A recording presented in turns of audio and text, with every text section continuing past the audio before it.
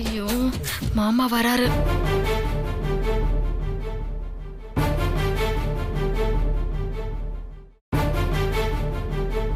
ஜனனி, முத்து மாமா வந்து சுத்தி முத்தி பாக்குது. என்ன நடக்குதுன்னு நீங்களும் பார்க்க தானே போறீங்க. ஜோதி,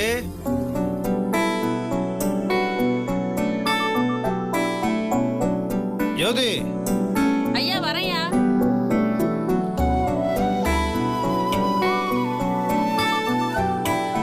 வணக்கம் ஐயா. வணக்கம். பையனா? ஆமாங்க ஐயா. பையன் படிப்புக்கு தான் பணம் கேட்டிருந்தேன்ல? ஆமாங்க ஐயா, கேட்டேன். அது ஒன்றும் இல்லை, நான் தான் வெண்ணிலா கிட்ட இனிமேல் கணக்கெல்லாம் பார்த்துக்கோ, கணக்கு வழக்கு பார்க்கும்போது அது முன்ன பின்ன இருக்கக்கூடாது, கராராக இருக்கணும்னு சொன்னேன். அதை நானே சொல்லிட்டு நானே உனக்கு பணத்தை கொடுன்னு சொன்னால் அது சரியா இருக்காது இல்லையா? அதனால தான் ஒன்றும் சொல்ல முடியல. அவள் கொடுக்கணும் தான் நினச்சிருப்பா, கொடுக்க முடியலன்னு பாவம் வெண்ணிலா மனசும் கஷ்டப்பட்டுருக்கும் இல்லையா? ஆமாங்கய்யா, நீங்க சொல்றது சரிதான்.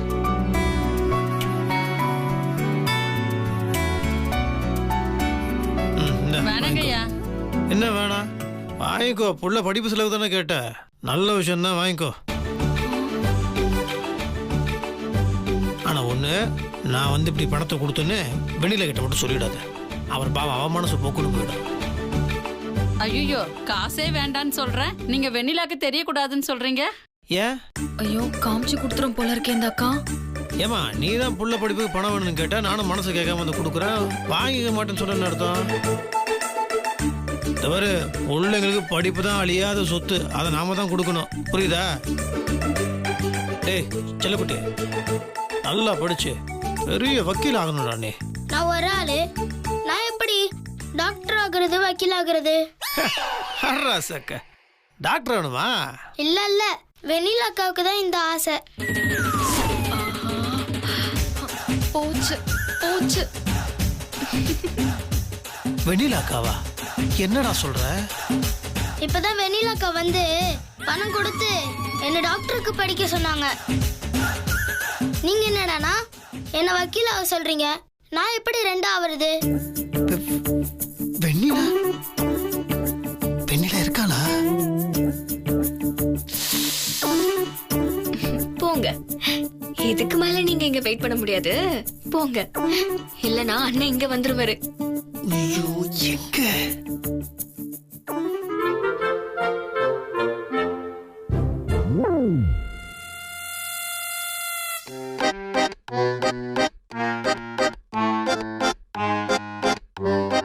அப்பா குட் ஈவினிங். ஐயோ, குட் ஈவினிங். நீ வேறயா? ஹாய் அண்ணா. என்ன ஒட்டுமொத்த கும்முன பணத்தை கொடுக்க வந்தீங்களா? இல்லப்பா, அம்மாவும் உங்களை மாதிரியே நைஸா திட்டுத்தனமா தான் வந்தாங்க. நாங்க தான் பின்னாடியே வந்து கண்டுபிடிச்சிட்டோம்.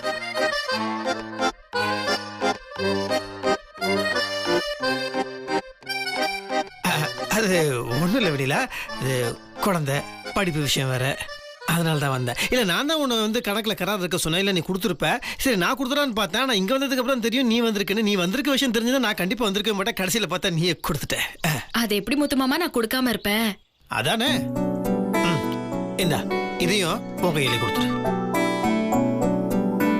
இந்தாக்கா. இல்லம்மா, வேண்டாம்மா. இப்ப மட்டும் இல்ல, இனிமே மாசம் மாசம் பையன் படிப்பு செலவுக்கு என்னென்ன தேவையோ தனியா வாங்கிக்கோங்க. சூப்பர் அண்ணி, சூப்பர். வாங்கிக்கோங்க. ரொம்ப நன்றிமா. வரேன். நன்றிங்கய்யா.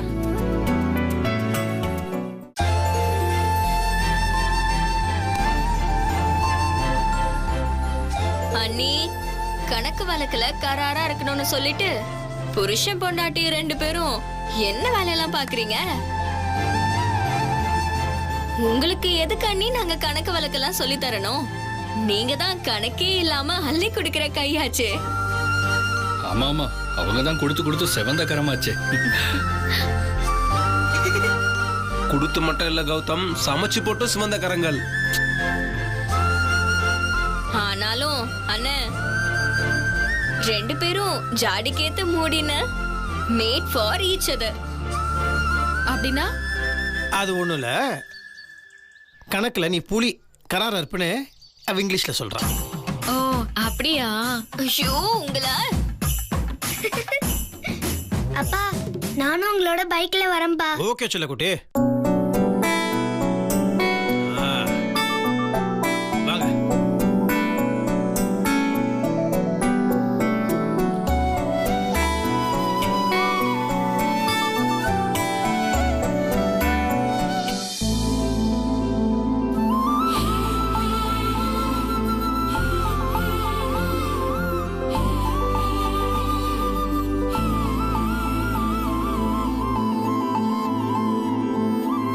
அண்ணி, அண்ணன் பாக்குற பார்வை புரியலையா?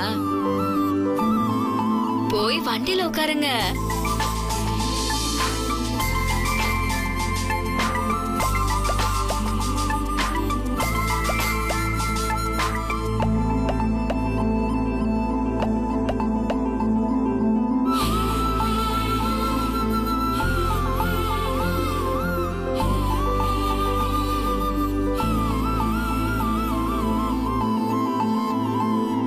போலாமா?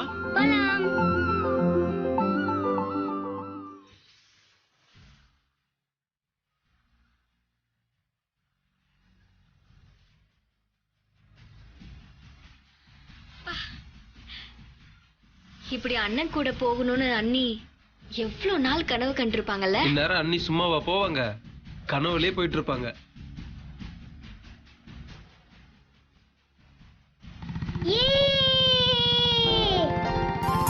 By bye. Bye bye bye. By.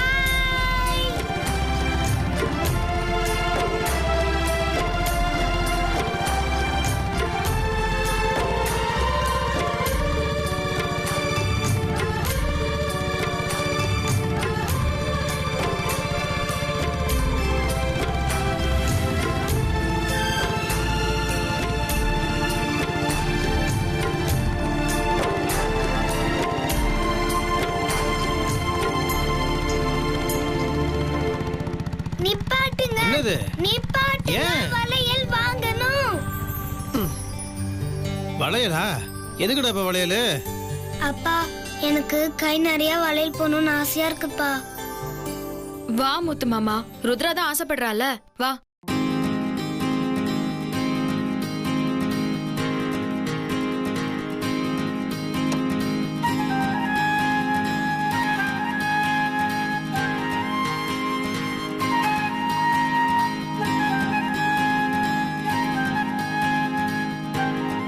வளையல்காரரு, பாப்பாக்கு வளையல் போட்டு விடுங்க.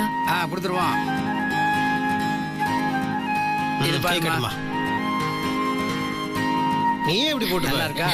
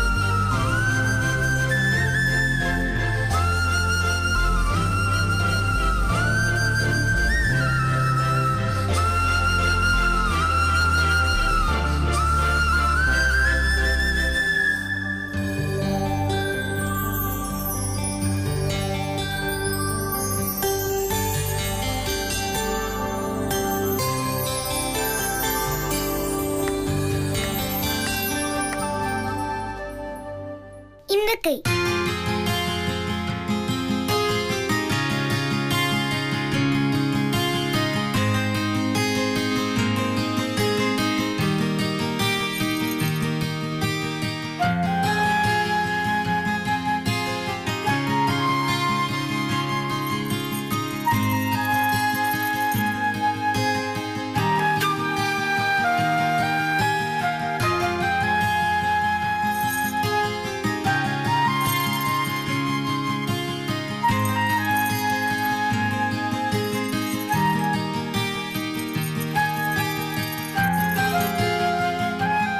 சந்தோஷமா? வெண்ணிலா நீயும் போட்டுக்கோ. சேச்சே, எனக்கு எதுக்கு முத்து மாமா? சின்ன பொண்ணு அவ ஆசைப்பட்டு கேட்டா. நான் இப்ப போட்டு என்ன பண்ண போறேன்? என்ன பண்ண போறியா? நீ வளையலை பத்தி என்ன நினைச்சிட்டு இருக்கிற? கண்ணாடி வளையல் எதுக்கு போடுறாங்க தெரியுமா? பொண்டாட்டி கை நிறைய வளையலை போட்டுட்டு கலகல கலகலன்னு சத்தத்தை கொடுக்கும்போது புருஷனுக்கு என்னங்க நான் இங்க தான் இருக்கேன் அப்படின்னு சொல்ற மாதிரி இருக்குமா. அது மட்டும் இல்ல, கொலுசு போடுறாங்களே, கொலுசு போட்டு செல் செல் செல் செல்னு சத்தம் கொடுக்கும்போது புருஷன் கிட்ட என்னங்க நான் உங்க பின்னாடியே தான் இருக்கேன் அப்படின்னு சொல்ற மாதிரி இருக்குமா. இந்த கொலுசு போடுறது, வளையல் போடுறது, இது எல்லாத்துக்கும் ஒரு காரணம் இருக்கு. அதனாலதான் பெரியவங்க இதெல்லாம் போடணும்னு சொன்னாங்க. உள்ளதாச்சியா இருக்கும்போது கை நிறையதுக்கு வளையல் போடுறாங்க. அந்த வளையல் சத்தம் வயிற்றுல இருக்க குழந்தைக்கு கேட்டுச்சுன்னா ஒரு வைப்ரேஷன், குழந்தை சந்தோஷப்படுமா. சின்ன குழந்தை வளையல் போட்டுருச்சு, பெரிய குழந்தை வளையல் போடணும். அதனால பெரிய குழந்தையும் வளையல் போட்டுக்கோ. கொடுங்க.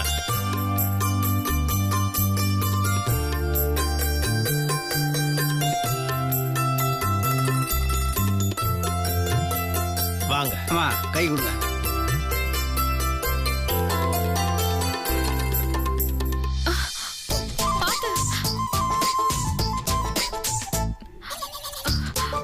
அண்ணே பாத்து. கொஞ்சம் பொறுத்துக்குமா, கொஞ்சம் பொறுத்துக்குமா. பாத்து வலிக்குது.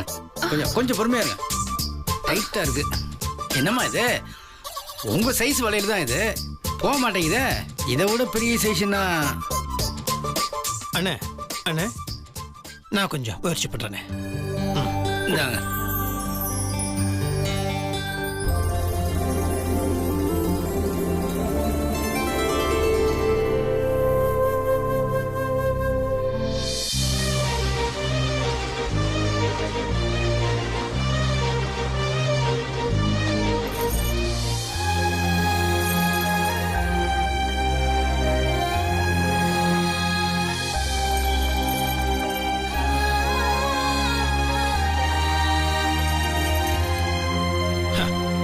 எப்படி எப்படி போச்சு வளையல் கைக்குள்ள?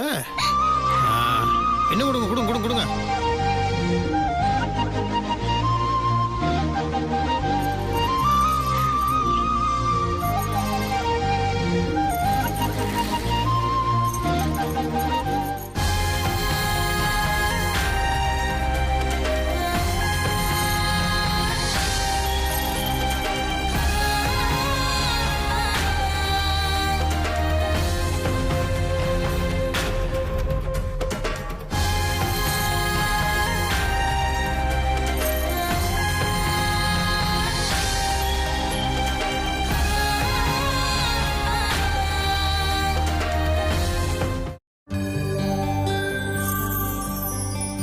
பாத்தீங்களா? அதான் மத்தவங்க தொட்டு வளையல போடுறதுக்கும் மனசுக்கு பிடிச்சவங்க தொட்டு போடுறதுக்கும் உள்ள வித்தியாசம். மனசுக்கு பிடிச்சவங்க தொட்ட உடனே கண்ணை மூடிக்கிட்டாங்க, அப்படியே கையெல்லாம் குழஞ்சி வளையல் உள்ள போயிருச்சு. ஓ வெக்கம். அது எப்படி? நான் தொட்டு வளையல் போட்டா கை சின்னதாயிடுமா? புரியலையே. போ முத்து மாமா.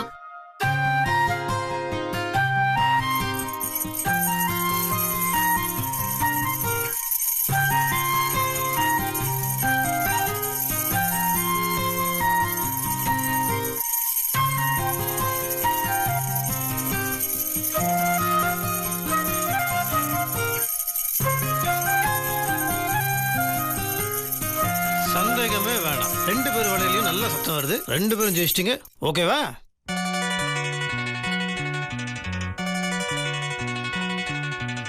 எனக்கென பிறந்தவ ரெக்க கட்டி பறந்தவ இவதான்,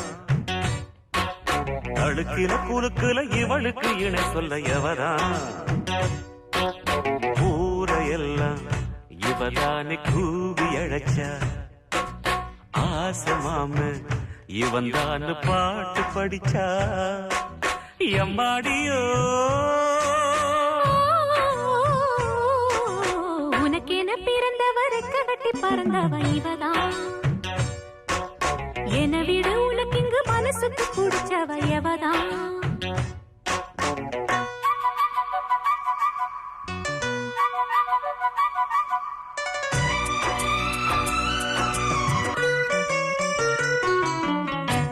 மாஞ்சிட்டு மேட போட்டு மைக் செட்டு மாட்டினா மாமாவை வளைச்சு போட புது திட்டம் தீட்டினா ஆளான காலம் தொட்டு உனக்காக ஏங்கினா அன்னாட தூக்கம் கெட்டு அனல் மூச்சு வாங்கினா பச்சைக்கிடியே தன்னந்தனியே இன்னும் என்னாச்சு உச்சந்தலையில் வச்ச மலரில் வெப்பம் உண்டாச்சு மயங்காத மாலை மாத்த மாமன் வந்தாச்சு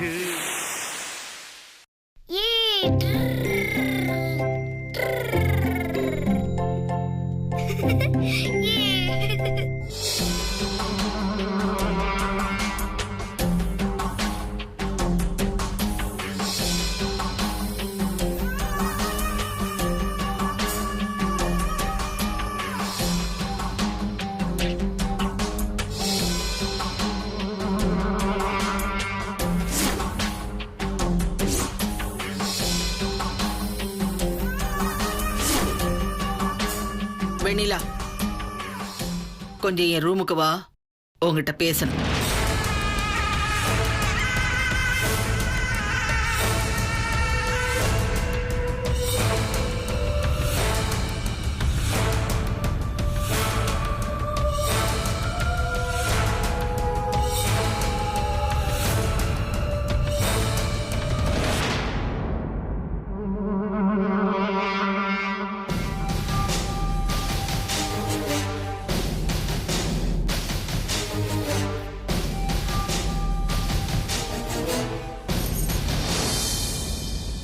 என்னது? வர வழியில ஒரு வளையல்காரர் இருந்தாரு. முத்துமாமா தான் வற்புறுத்தி வளையல் போட சொன்னாரு. அவன் சொன்னா நீ அப்படியே கையை நீட்டி போட்டுக்குவ. வேணான்னு சொல்றதுக்கு எங்க போச்சு வாய்? மத்த விஷயத்துக்கெல்லாம் வாய் அப்படியே முழ நீளத்துக்கு நீளுதில்ல. இது மட்டும் வேணான்னு சொல்ல வாய் வரலையோ? இல்ல அத்தை, நான் சொன்னேன். முத்துமாமா தான் வற்புறுத்தி அப்படின்னு முத்தரசு சொல்ல சொன்னா? அப்படிலாம் இல்ல அத்தை, நான் அப்படிலாம் போய் சொல்ல மாட்டேன். ஆமாமா, அப்படியே பெரிய அரிச்சந்திரன் பரம்பரை. நீ பொய்யே சொல்ல மாட்ட, நாங்க வாய்க்கு வாய் பொய் சொல்லுவோம், அப்படிதானே? அப்படிலாம் நான் சொல்லல அத்தை. சரி, நீ எதுக்காக வளையல் போட்டுட்டு தெரியற? வீட்டுல உன்னை விட சின்ன பொண்ணு இன்னொருத்தி இருக்கா, தெரியும்ல? அவ உன்னை விட வயசுல சின்னவங்கிற நினைப்பு இருக்கா? அவளுக்கும் கல்யாணம் ஆயிடுச்சு, ஞாபகம் இருக்கா? கண்ணாடி வளையல கை நிறைய போட்டுக்கிட்டு அப்படியே தெருவில் அலைஞ்சிட்டு வர. இந்த வளையல் சத்த கொலுசு சத்தெல்லாம் எனக்கு சுத்தமா அலர்ஜி. எனக்கு கேட்க கூடாது, புரிஞ்சுதா? முத்தரசு ஸ்வேதா நினைப்பாவே இருக்கா. எப்படியாவது அவன் மனசை கலைக்கணும்னு நினைச்சு இதெல்லாம் போட்டுக்கிட்டு வர, அப்படித்தானே? ஆமா, யார் உனக்கு இதெல்லாம் சொல்லி தருது? சத்தியமா இல்ல அத்தை, அப்படியெல்லாம் இல்ல. நீ இல்ல இல்லன்னு சொல்ல சொல்ல எனக்கு ஆமா ஆமான்னு கேக்குது. ஏய், இங்க பார், ஒழுங்கா இரு, புரியுதா? அம்மா, இங்க பாத்தியா? கண்ணாடி வளையல் நல்லா இருக்காமா? அம்மா, கண்ணாடி வளையல் ரொம்ப நாள் கழிச்சு பார்த்தேனா. எனக்கு தான் கண்ணாடி வளையல்லாம் ரொம்ப பிடிக்குமே, அதான் கை நிறைய வாங்கி போட்டுக்கிட்டேன். நல்லா இருக்குல்லம்மா? நல்லா இருக்குல்ல? இவ வேற நேரம் காலம் தெரியாம வெண்ணிலா முன்னாடி வந்து என்ன படுத்தி எடுக்கிறா. ஐயோ, என் மானத்தை வாங்கி தொலைக்கிறாளே.